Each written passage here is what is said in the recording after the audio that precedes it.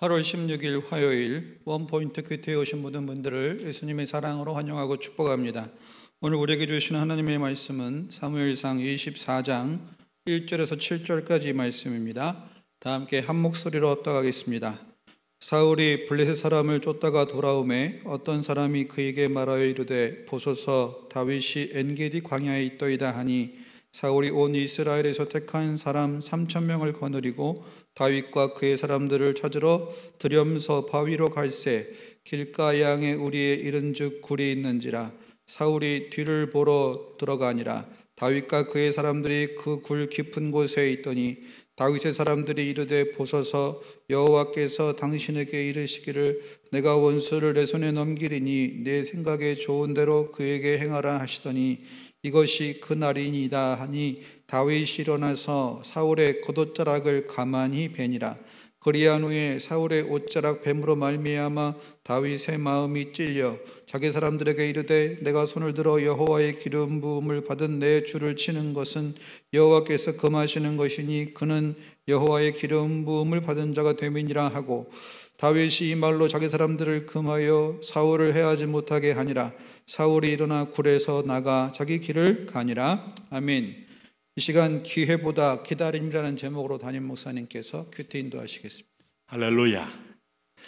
자, 오늘 우리가 이제 8월 16일을 맞이하면서 사무엘상을 또 이어서 이렇게 신약과 구약을 번갈아가며 묵상을 합니다. 사무엘상 24장 1절에서 7절을 보시면 오늘 이제까지의 삶의 모든 쫓기는 다윗, 도망자 다윗 앞에 이제는 사울을 죽일 수 있는 반전의 기회를 맞습니다. 자, 우리는 많은 부분에서 기회는 하나님의 소관이라는 것을 알아요. 그러나 여러분, 또 어떤 기회는 마귀도 틈을 타는 기회를 갖고 있다는 걸 잊지 마셔야 돼요. 그래서 모든 기회가 하나님이 내게 준 선물이다, 이렇게 부등식으로 이코르를 시키지 마세요. 그러다가 큰 낭패를 당할 수 있습니다. 예를 들면 오늘 하나님께서 요나에게 니느웨 도성으로 가서 복음을 전하라고 합니다. 자, 지금까지 전통적인 원수였던 니느웨, 우리의 조상과 부모들이 처절하게 도륙을 당했던 니느웨, 요나에게는 조금 더 그 도성에 갈 마음이 없어요. 하나님이 공의로우시다면 저들이 멸망을 받아야지 어떻게 하나님 말씀까지 듣고 우리와 같이 구원을 얻은 자녀가 될 수 있겠습니까? 주님, 도저히 이것은 아니라고 봅니다. 자, 이렇게 생각한 요나가 욥바항으로 그는 하나님의 명령 낯을 피하여 도망가는데 때마침 다시스로 가는 배가 출항 준비에 있었습니다. 유명한 성경 강해가인 F.B. 마이어가 했던 말이 기억나는데 이때의 그 때마침은 마귀의 때였다, 이렇게 설명하기도 했습니다.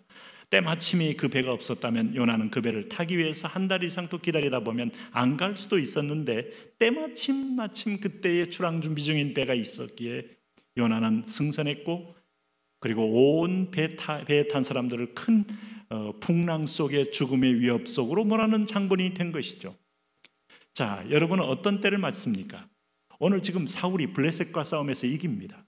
참 놀랍죠? 하나님의 은혜가 있다는 얘기예요. 그런데 그가 싸움에서 이기고 돌아오니까 어떤 사람이 그에게 중요한 정보를 물어다 줍니다. 그것은 이미 정적으로 인정하고 있는 다윗에 관한 얘기입니다. 다윗이 엔게디 광야에 있더이다, 이렇게 사람들이 얘기합니다. 자, 여러분, 엔게디 광야인데 다윗이 이제 이 군인들이 없잖아요. 그리고 오늘 사울은 지금 블레셋을 이긴 막강한 현장 전투 경험이 풍부한 지금 군대가 있습니다. 오늘 2절을 보세요. 사울이 온 이스라엘에서 택한 사람, 다시 말하면 20세 이상의 장정 중에서 제일 정예병만 뽑았다 이겁니다. 3,000명을 거느리고, 한 사람 잡는데 3,000명이면 여러분 족하죠. 그것도 엔게디 광야라면 사방이 뚫려 있고 보이는 곳이라면 포위 작전에서 들어가면 오늘 다윗이 돌은 던졌지 칼을 잘 쓰는 장수는 아닙니다. 3,000명을 거느리고 다윗과 그의 사람들을 찾으러 들렴소 바위로 갈새. 이것이 이제 사울이 블레셋을 쳐서 이긴 여세를 몰아 3,000명의 선별된 군인 가지고 다윗을 잡으러 가는 겁니다. 3절에 보면 길가 양의 우리에 이른즉 굴이 있는지라 했습니다. 자, 엔게디를 향하여 가다가 굴을 하나 만난 겁니다. 그런데 때마침 또 기회가 왔습니다. 사울이 뒤를 보러 들어가니라. 자, 왕이긴 하지만 생리적인 현상은 어쩔 수가 없죠. 우리 조선조에는 물론 뭐 궁궐에서 다 해결했습니다만 이때는 사울도 우선은 야전에 있는 상황이기 때문에 뭐 시녀나 궁녀나 뭐 내시나 이런 사람들이 충분히 아마 이런 생리적 현상을 보필하지 못하고 직접 본인이 들어가는 경우가 되었습니다. 뒤를 보러 들어가니라 해서 굴 입구 쪽에 들어가서 사람 안 보이는 곳에 앉은 거예요. 그런데 여러분, 바로 그 굴은 다윗이 엔게디를 통하여 오다가 그 굴 속에 들어가서 숨어 있는 곳입니다. 그래서 다윗과 그의 사람들이 그 굴 깊은 곳에 있더니 안쪽에 한참 들어가는 자리에 다윗과 그의 추종자들이 딱 숨어서 사울의 군대가 오는 걸 알고 그들은 피신 중에 있는 거예요. 자, 이제는 사울은 등을 보이고 앉아서 뒤를 보고 있습니다. 자, 다윗은 사울의 등 뒤를 보면서 그는 절호의 찬스를 맞는 아주 천혜의 기회를 갖습니다. 자, 4절을 보십시오. 다윗의 사람들이 이르되 보소서, 여호와께서 당신에게 이르시기를 내가 원수를 내 손에 넘기리니 내 생각에 좋은 대로 그에게 행하라 하시더니 이것이 그날이니이다 하니 다윗이 일어나서 사울의 겉옷자락을 가만히 베니라.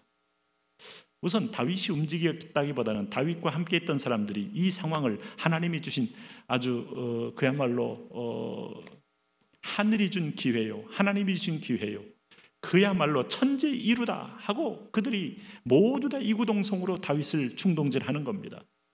이것이 뭐냐? 내가 원수를 내 손에 넘기리라고 말씀하지 않았느냐? 바로 오늘이 그날입니다. 왕이여 가셔서 오늘 사울의 목을 베소서. 그리하면 이 지긋지긋한 이 사울의 이 추격전이 끝나게 되고 오늘 사무엘에게, 다윗에게 당신에게 기름 부은 목적대로 당신이 왕위에 즉위하게 될 것입니다. 이렇게 눈에 환하게 보입니다. 여러분, 눈에 환하게 보이는 미래를 너무 신뢰하지 마세요. 거기에 항상 함정이 있어요. 하나님은 우리가 예측 못하는 방향으로, 예상 못하는 방향으로 이끄는 데 명수입니다. 왜요? 그래야 우리가 하나님을 인정하고 경외하기 때문이에요. 내가 예상한 대로 다 흘러갑니까? 아니요. 요즘은 뭐 코로나 때문에 야구가 좀 시들해졌는지 모르겠지만은 우리 과거에 항상 그런 말이 있었어요. 야구는 9회 말 투아웃부터, 정말로 그런 역사가 우리 고등학교 야구에서는 비일비재하게 일어나서 대역전, 명승부 이런 것들이 아주 유명한 한 시대를 풍미했던 적이 있습니다. 그런데 야구뿐이겠습니까? 축구뿐이겠습니까? 오늘 인생의 모든 영역에서 우리가 다 이렇게 될 거라고 예측하면 하나님은 뒤집는 분이에요. 그래서 당신의 예측에 결론을 내리지 마세요. 진인사 대천명이 하나님의 선한 방법 중에 하나입니다. 내가 최선은 다하지만 마지막 결론은 하나님 손에. 하나님은 주인이에요. 하나님은 왕자에 계신 분이에요. 그분의 자리를 인정하지 않을 때 하나님은 그분 대심의 존재됨을 보여줍니다. 그런데 오늘 이 무리들이 모두 다 하나같이 이렇게 합송으로 다윗이여 오늘이 바로 하나님이 허락한 근인입니다. 하나님 마음도 모르고 지들이 하나님 마음을 대변합니다. 그래서 다윗이 일어나서 사울의 겉옷자락을 가만히 뱉는데 사울이 놀랍게도 그조차도 몰라요. 아마 왕의 흉포가 길게 아마 늘어져 있었기 때문에 몰래 기어가도 아무리 그래도 이게 지금 이 상황에서 다윗이 아무리 조용히 갔다 한들 이걸 모를 정도로 사울은 넋놓고 있는 거예요. 그래 5절 보니까 그리한 후에 사울의 옷자락 뱀으로 말미암아 다윗의 마음이 찔려.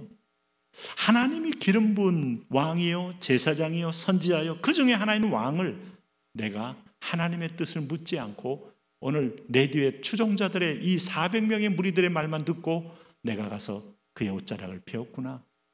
하나님 앞에 죄송스럽고 하나님 앞에 내가 스스로 선을 넘었다는 생각 앞에 마음이 찔려 이렇게 양심이 살아있는 겁니다.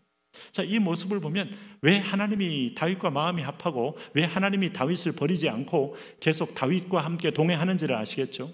네? 지금 오늘 하나님의 편에 선 다윗을 오늘 정적으로 이해하고 죽이려고 했던 오늘 사울의 태도와 오늘 다윗의 태도가 이렇게 차이가 나는 겁니다.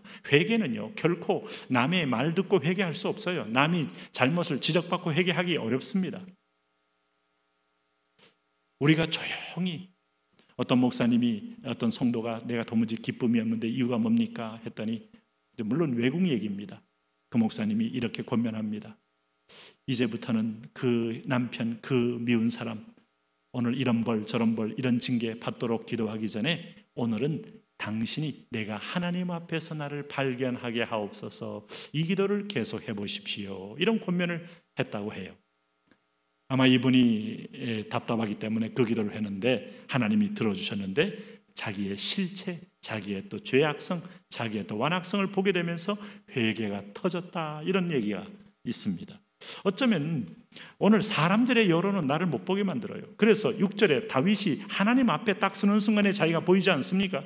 자기 사람들에게 이르되 내가 손을 들어 여호와의 기름 부음을 받은 내 주를 치는 것은 여호와께서 금하시는 것이니 그는 여호와의 기름 부음을 받은 자가 됨이니라 하고 하나님이 기름 부어 세운 사람을 내가 이 기회가 같다고 기회를 하나님으로 믿고 기회를 하나님의 인도로 믿고 하는 짓이야말로 하나님이 말씀하지 않았는데 이거야말로 내가 선을 넘는 행위요 하나님께 반역적 행위입니다 하고 아파하는 겁니다. 그래서 7절에 보시면은 다윗이 이 말로 자기 사람들을 금하여 사울을 해하지 못하게 하니라. 사울이 일어나 굴에서 나가 자기 길을 가니라. 사울은 정말 목숨을 잃을 뻔한 아주 위급한 상황을 영문도 모르게 그는 살아났습니다. 그리고 나서 또 다윗을 추격합니다. 다윗은 또 도망갑니다. 그럼에도 하나님의 주권에 또 의지합니다. 결국 마지막에 40년 집권의 아름다운 드라마가 하나님의 손에 의해서 세워집니다. 더 크게 신뢰하십시오. 하나님, 끝까지 하나님의 주권을 믿고 하나님의 뜻으로 진정한 성공을 누리게 하여 주옵소서. 예수님 이름으로 기도합니다.